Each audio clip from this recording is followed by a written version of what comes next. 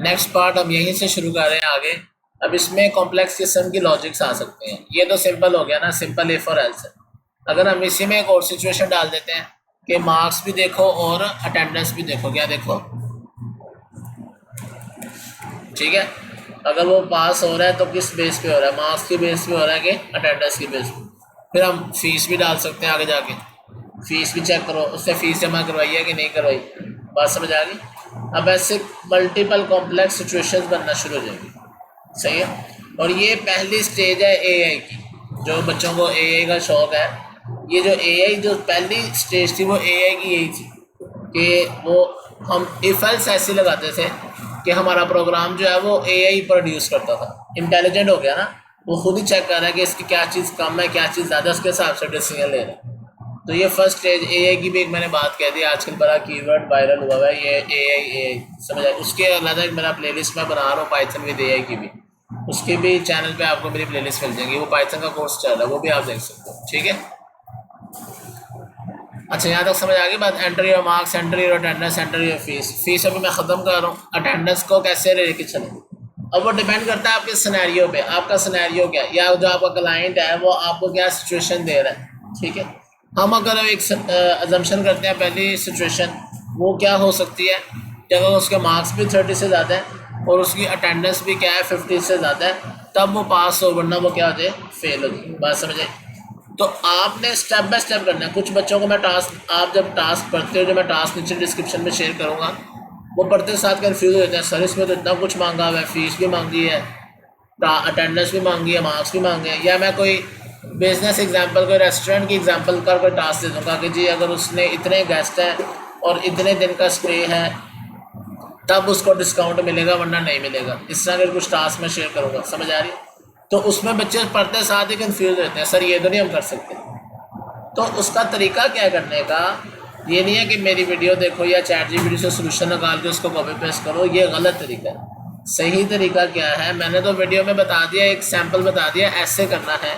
आप उसको फिर ट्राई करें, उस सिनेरियो को अजम्पशन करें और उसको एक एक पीस में करने की कोशिश करें।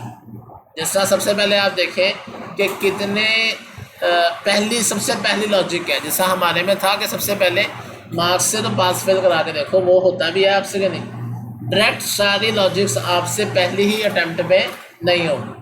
पहले उस पीस को छोटे छोटे हिस्सों में डिवाइड करो। आप देखो आपसे डिस्काउंट प्रिंट होता भी है कि नहीं, 10% डिस्काउंट लेते कैसे हैं, उसके ऊपर सर्च करो। हाँ, उसका कोई फार्मूला नहीं पता, वो पूछ लो आप चैट जीपीटी से, गूगल से, कि मैंने 20% डिस्काउंट निकालना है टोटल प्राइस में से, और फिर एंड में मैंने फाइनल प्राइस निकालनी है, या मैंने टैक्स डालना है उसको 16%, और फिर उसको ऐड करके उसका बिल जनरेट करना है कि अब जो आपका बिल है इसमें 16% जीएसटी भी इंक्लूड है।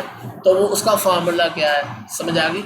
या कोई और कॉम्प्लेक्स किस्म की सिचुएशन है तो आप फार्मूला पूछ सकते हो चैट जीपीटी से, गूगल से, लेकिन उसका प्रोग्राम खुद बनाने की कोशिश करें। ऑल दो फ्यूचर में आपको ये भी करना नहीं पड़ेगा, आप ये सारा काम एआई से पूछ के कर सकते हैं। लेकिन अभी जब आप बिगनर है ना, तो आप कोशिश करें इस तरह की लॉजिक्स खुद बनाएं। फ्यूचर में आपको खुद बनानी नहीं पड़ेगी, उसके लिए आप टेंशन ना लें।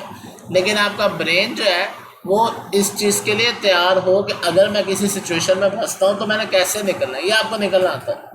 पॉइंट समझ आ गया। हर वक्त आपकी एआई हेल्प नहीं कर पाएगा, ऑल्दो एआई अपने आप को बहुत ज़्यादा अपग्रेड करता जा रहा है, समझ आ गया। लेकिन फिर भी जब आप 4-5 मॉड्यूल चैट जीपीटी से बनवा के जब उनको कनेक्ट करते हैं तो वो फिर प्रॉम्प्ट भी नहीं समझ पा रहा होता आप क्या करना चाह रहे हैं, समझ आ रही। उसके भी सेशन होंगे आगे जाके, लेकिन पहले मैं ये सिखाऊंगा, पहले इस पर आप एफर्ट करो कि खुद कैसे प्रॉब्लम को सॉल्व करना है। 100% आपको खुद भी करना आता हो, क्लियर।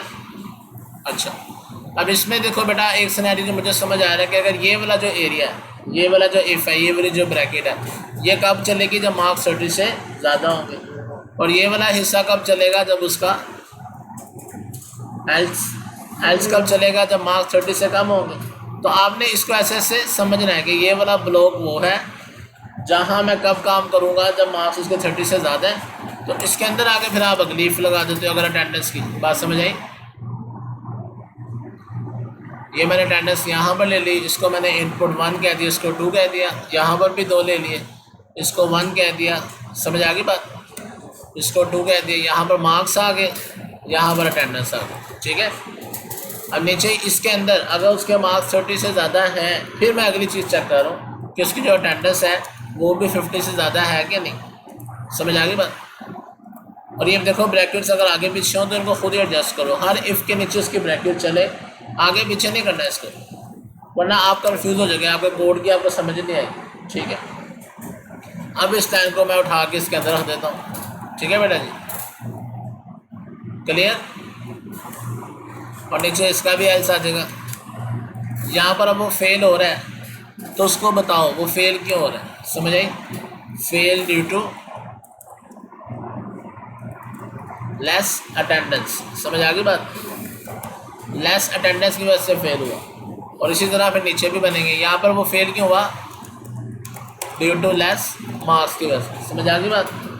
अभी इसमें मैंने अभी एक चीज़ नहीं कवर की कि दोनों में अगर काम है तो कैसे पता चलेगा, उसके लिए फिर आपको इस एल्स में आगे भी इफ एल्स लगानी पड़ेगी। समझ आ गई, उसको आप खुद ट्राई कीजिएगा। फिर अगर आप फ़ीस डालते हैं तो फ़ीस को भी आप क्या करेंगे, ऐसे ही उसको ऐड करते जाएंगे। अगर आपने एक फ़ीस का भी इनपुट डाला है, फिर फ़ीस को भी इसके अंदर आके फ़ीस को भी चेक करेंगे, उससे फ़ीस भी जमा कराइए कि नहीं। समझ आ गई यहाँ तक क्लियर।